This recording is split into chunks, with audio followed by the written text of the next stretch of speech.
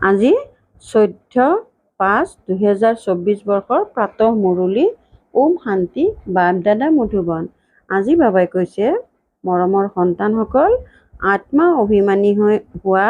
মই আত্মা, শৰীৰ নহয়। এইটো হৈছে প্ৰথম পাঠ। এইটোৱেই পাঠ সকলোকে ভালদৰে পঢ়োৱা। প্ৰশ্ন: জ্ঞান শুনোৱাৰ পদ্ধতি কি? কোনটো বিধিৰে জ্ঞান শুনাব লাগে? উত্তৰ: জ্ঞানৰ কথাবোৰ বৰ আনন্দেৰে শুনোৱা, বাধ্যত পৰি নহয়। তোমালোকে পৰস্পৰ বহি জ্ঞানৰ চৰ্চা কৰা, জ্ঞানৰ মনন চিন্তন কৰা আৰু তাৰ পাছত আন কাৰোবাক শুনোৱা। নিজক আত্মা বুলি বুজি আত্মাক শুনালে শুনোতাজনো আনন্দিত হ'ব। ওম শান্তি। পিতাই কয়, আত্মা অভিমানী বা দেহী অভিমানী হৈ বহা, কিয়নো আত্মাতে ভাল বা বেয়া সংস্কাৰ ধাৰণ হয়। সকলোৰে প্ৰভাৱ আত্মাৰ ওপৰত পৰে। আত্মাকেই পতিত বুলি কোৱা হয়। পতিত আত্মা বুলি কোৱা হয় যেতিয়া নিশ্চয় জীৱ আত্মাই হ'ব। আত্মা শৰীৰৰ লগতেই থাকিব। সৰ্বপ্ৰথমে কোৱা হয় যে আত্মা হৈ বহা। নিজৰ শৰীৰ নহয় আত্মা বুলি বুজা। আত্মাইহে এই ইন্দ্ৰিয়বোৰক পৰিচালনা কৰে। বাৰে বাৰে নিজক আত্মা বুলি বুজিলে পৰমাত্মা স্মৃতিলৈ আহিব। যদি দেহ স্মৃতিলৈ আহে তেন্তে দেহৰ পিতা স্মৃতিলৈ আহিব। সেয়েহে পিতাই কয়, আত্মা অভিমানী হোৱা। পিতাই পঢ়াই আছে, এইটো হৈছে প্ৰথম পাঠ। তোমালোকে আত্মা অবিনাশী হোৱা, শৰীৰ বিনাশী। মই আত্মা। এই প্ৰথম পাঠটি স্মৃতিত নাৰাখিলে কেঁচা হৈয়েই থাকিবা। মই আত্মা, শৰীৰ নহয়। এই পাঠটি এই সময়ত পিতাই পঢ়ায়। আগতে কোনোৱে পঢ়োৱা নাছিল। পিতা আহিছে আত্মা অভিমানী কৰি জ্ঞান দিবৰ বাবে। প্ৰথম জ্ঞান দিয়ে, হে আত্মাসকল, তোমালোক পতিত, কিয়নো এইখন হৈছে পুৰণি সৃষ্টি। প্ৰদৰ্শনীটো তোমালোক সন্তানসকলে বহুতকেই বুজোৱা। প্ৰশ্নোত্তৰ কৰা। গতিকে যেতিয়া দিনৰ সময়ত আজৰি পোৱা যায়, সেই সময়ত সকলো লগ হ'ব লাগে। খা-খবৰ ল'ব লাগে। কোনে কি প্ৰশ্ন সুধিলে, আমি কি বুজিলো, পুনৰ তেওঁলোকক বুজাব লাগে। পাছত সেই বিষয়ৰ ওপৰত অন্য ধৰণে বুজাব লাগে। বুজোৱাৰ পদ্ধতি সকলোৰে একে নহয়। মূল কথা হৈছে নিজক আত্মা বুলি বুজা নে দেহ। দুজন পিতাও সকলোৰে নিশ্চয় আছে। যিমানেই দেহধাৰী আছে, তেওঁলোকৰ লৌকিক পিতাও আছেই, পাৰলৌকিক পিতাও আছে। হদৰ পিতাটো সাধাৰণ কথা। ইয়াত তোমালোকে বেহদৰ পিতাক পাইছা। তেওঁ আমাক আত্মাসকলক বহি বুজায়। তেওঁ এজনেই পিতাও, শিক্ষকো আৰু গুৰুও হয়। এইটো দৃঢ় কৰি দিব লাগে।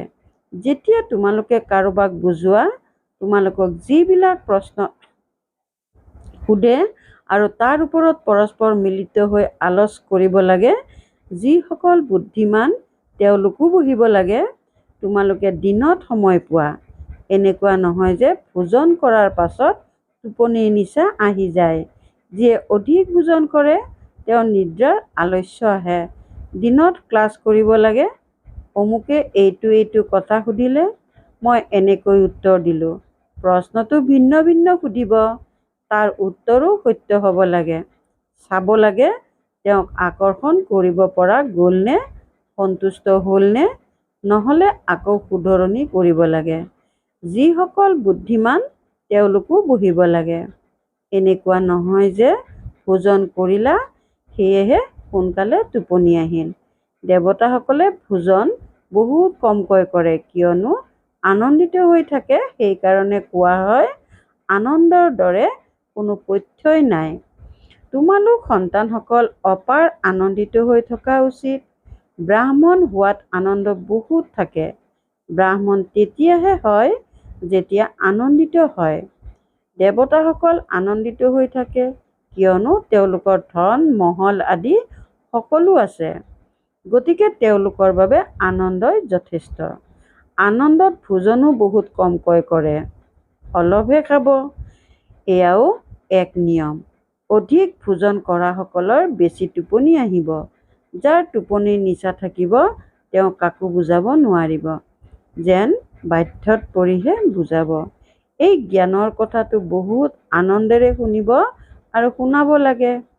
বুজাবলৈও সহজ হ'ব। মূল কথা হৈছে পিতাৰ পৰিচয় দিয়া। ব্ৰহ্মাকতো কোনেও নাজানে। প্ৰজাপিতা ব্ৰহ্মা আছে, অনেক প্ৰজা আছে। এওঁ প্ৰজাপিতা ব্ৰহ্মা কেনেকৈ হ'ব? ইয়াৰ ওপৰত বহুত ভালদৰে বুজাব লাগে। পিতাই বুজাইছে, এওঁৰ বহুত জন্মৰ একেবাৰে অন্তিম জন্মৰ অন্তত বানপ্ৰস্থ অৱস্থাত মই প্ৰৱেশ কৰোঁ। নহ'লে ৰথ ক'ৰ পৰা পাব? ৰথৰ গায়নে আছে শিৱ বাবাৰ কাৰণে।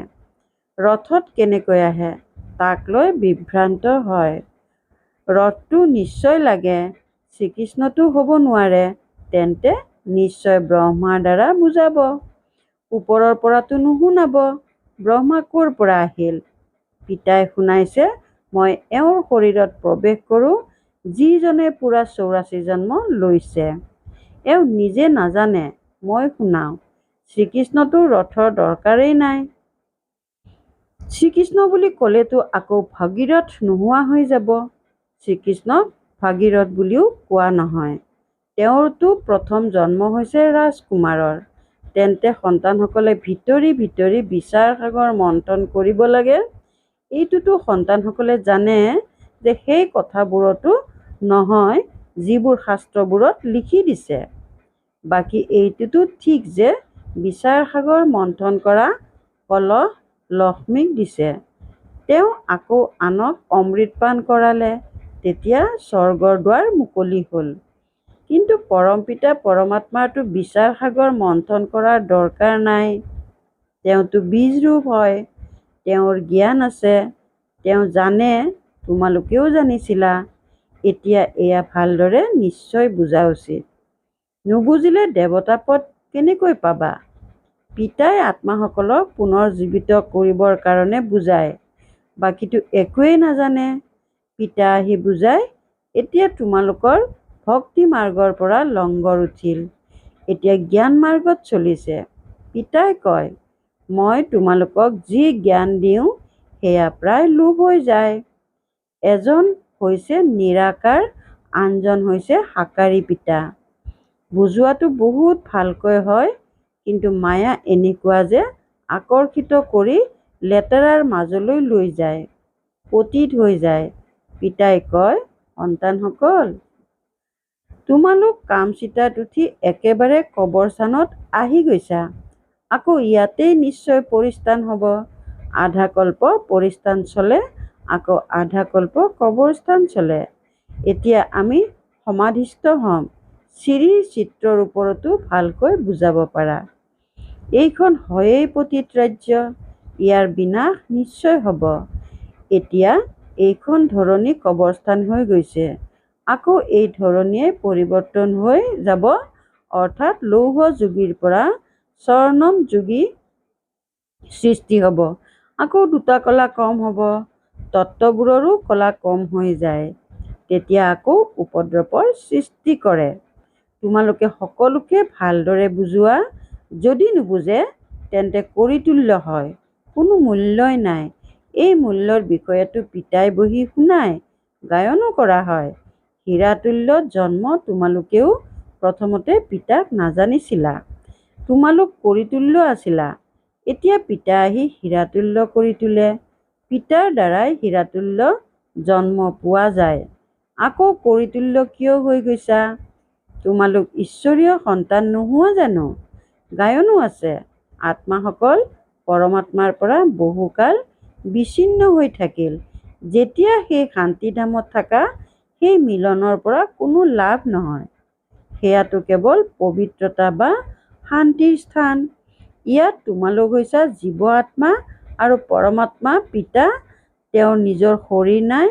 তেওঁ শৰীৰ ধাৰণ কৰি তোমালোক সন্তানসকলক পঢ়ায়। তোমালোকে পিতাক জানা আৰু কোৱা বাবা। পিতাই ক'ব, মোৰ সন্তান। লৌকিক পিতাইও ক'ব নহয়, হে সন্তান, আহা তোমাক ট্ৰলি খুৱাওঁ। তৎক্ষণাৎ সকলো দৌৰিব। এই পিতাইও কয়, সন্তানসকল, আহা, তোমালোকক বৈকুণ্ঠৰ মালিক কৰি তোলো। তেন্তে নিশ্চয় সকলো দৌৰি আহিব, আহ্বানো জনায় আমাক পতিতসকলক পাৱন কৰি পাৱন সৃষ্টিৰ মালিক কৰি তুলিবলৈ আহক। এতিয়া নিশ্চয়তা আছে, গতিকে মানি লোৱা উচিত। আহ্বানো সন্তানসকলেই জনাইছে। মই আহোঁৱেই সন্তানসকলৰ কাৰণে। সন্তানসকলকেই কওঁ, তোমালোকে আহ্বান জনাইছা, এতিয়া মই আহিছোঁ। পতিত পাৱন বুলিও পিতাকেই কোৱা হয়। গংগা আদিৰ পানীৰে তোমালোক পাৱন হ'ব নোৱাৰা। আধা কল্প তোমালোকে ভুল পথে চলিলা। ভগৱানক বিচৰা, কিন্তু কোনেও বুজি নাপায়। পিতাই কয়, হে সন্তানসকল। গতিকে সন্তানসকলৰো সেইটো উল্লাসেৰে উচ্চাৰিত হোৱা উচিত, হে বাবা। কিন্তু ইমান উল্লাসেৰে উচ্চাৰিত নহয়। ইয়াক দেহ অভিমান বুলি কোৱা হয়, দেহী অভিমানী নহয়। তোমালোক এতিয়া পিতাৰ সন্মুখত বহি আছা। বেহদৰ পিতাক স্মৰণ কৰিলে বেহদৰ বাদশ্বাহীও নিশ্চয় স্মৃতিলৈ আহিব। এনেহেন পিতাক কিমান মৰমেৰে সঁহাৰি জনাব লাগে। তোমালোকে আহ্বান জনোৱা কাৰণে পিতা আহিছে। ড্ৰামা অনুসৰি 1 মিনিটৰো হিনদেৰি হ'ব নোৱাৰে। সকলোৱে কয়, হে ঈশ্বৰ পিতা, ৰহম কৰক, মুক্তি দিয়ক। আমি সকলো ৰাৱণৰ শিকলিত বান্ধ খাই আছোঁ। আপুনি আমাৰ মাৰ্গদৰ্শক হওক। গতিকে পিতা মাৰ্গদৰ্শকো হয়। সকলোৱে তেওঁক মিনতি কৰে, হে মুক্তিদাতা, হে মাৰ্গদৰ্শক, আহি আমাৰ মাৰ্গদৰ্শক হওক, আমাকো লগত লৈ যাওক। এতিয়া তোমালোক সংগমত আছা। পিতাই সত্যযুগ স্থাপনা কৰি আছে। এতিয়া হৈছে কলি যুগ। কোটি কোটি মনুষ্য আছে। সত্যযুগততো অতি কম সংখ্যক দেৱী দেৱতা আছিল। তেন্তে নিশ্চয় বিনাশ হৈছিল। সেয়াও সন্মুখত বিৰাজমান। যাৰ বাবে গায়ন আছে। বিজ্ঞানৰ অহংকাৰী বুদ্ধিৰে কিমান উদ্ভাৱন কৰি থাকে। সেয়া হ'ল যাদৱ সম্প্ৰদায়। আকৌ ইতিহাসৰ পুনৰাবৃত্তি হ'ব। এতিয়াতো সত্যযুগৰ ইতিহাস পুনৰাবৃত্তি হ'ব। তোমালোকে বুজি পোৱা, আমি নতুন সৃষ্টিত উচ্চ পদ পাবৰ কাৰণে পুৰুষাৰ্থ কৰি আছোঁ। পবিত্ৰ নিশ্চয় হ'ব লাগে। তোমালোকে বুজোৱা যে এই পতিত সৃষ্টিৰ নিশ্চয় বিনাশ হ'ব। তোমালোকৰ সন্তান আদিতো জীয়াই নাথাকিব। কোনো উত্তৰাধিকাৰীও নাথাকিব, নতুবা বিবাহ আদি কৰিব। বহুত গ'ল, বাকী অলপ আছে। অলপ সময় আছে, তাৰো হিচাপ আছে। আগতে এনেকৈ কোৱা নকৈছিল। এতিয়া অলপ সময় আছে। প্ৰথমৰ যিসকলে শৰীৰ ত্যাগ কৰি গৈছে, সেইসকলে পুৰুষাৰ্থৰ ক্ৰমানুসৰি জন্ম লৈছে। কোনোবা ইয়ালৈ আহিছেও চাগৈ। দেখিবলৈ পোৱা যায় যেন ইয়াৰ পৰা বিচ্ছিন্ন হোৱা। তেওঁলোকৰ জ্ঞান অবিহনে মজা নালাগিব। মা দেউতাককো কয়, মইতো তালৈ যাম। এয়াতো সহজে বুজিবলগীয়া কথা। বিনাশ নিশ্চয় হ'বই। যুদ্ধৰ প্ৰস্তুতিও দেখি আছা। তেওঁলোকৰ আধা খৰচটো যুদ্ধৰ সা সামগ্ৰীতেই লাগি যায়। কেনেকৈ এৰোপ্লেন আদি সাজে। কয়, ঘৰত বহি থাকোঁতেই সকলো নাশ হৈ যাব। এনেকুৱা এনেকুৱা সামগ্ৰী তৈয়াৰ কৰি থাকে, কিয়নো হস্পিটেল আদিতো নাথাকিব। ড্ৰামাত এয়াও যেন পিতাৰ ইংগিত পায়। সেয়াও ড্ৰামাত নিৰ্ধাৰিত হৈ আছে। ভাবে, এনেকুৱা যাতে নহয় যে বেমাৰত পৰিব লগা হয়। মৰিবতো সকলোৱে নিশ্চয় লাগিব। ৰাম গ'ল, ৰাৱণ গ'ল।